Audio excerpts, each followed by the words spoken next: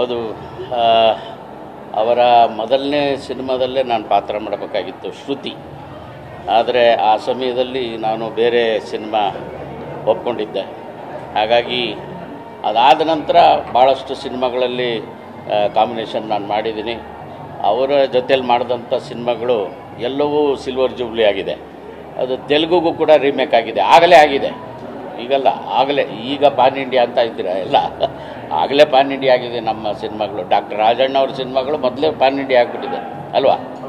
ಹಾಗಾಗಿ ಇವತ್ತು ಅವ್ರಿಗೆ ಹುಟ್ಟುಹಬ್ಬದ ಶುಭಾಶಯವನ್ನು ಕೋರ್ತಾ ಅವ್ರಿಗೆ ಒಳ್ಳೆಯದಾಗಲಿ.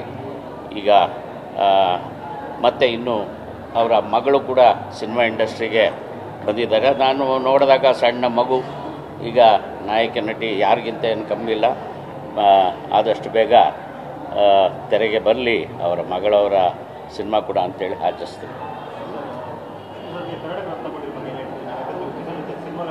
ಹೌದೌದೌದು ಹೌದೌದು. ಇವತ್ತು ಅವರ ಹುಟ್ಟುಹಬ್ಬದ ಶುಭಾಶಯವನ್ನು ಕೂಡ ಕೋರ್ತಾ ಇದ್ದೀನಿ.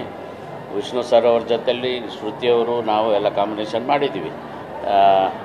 ವಿಷ್ಣು ಸರ್ ಅವರ ಒಂದು ಇವತ್ತು ಕರ್ನಾಟಕ ರತ್ನ ಭಾಳ ತಡವಾಗಿ ಬಂತು, ಲೇಟ್ ಆಯಿತು. ಮೊದಲೇ ಕೊಡಬೇಕಾಗಿತ್ತು.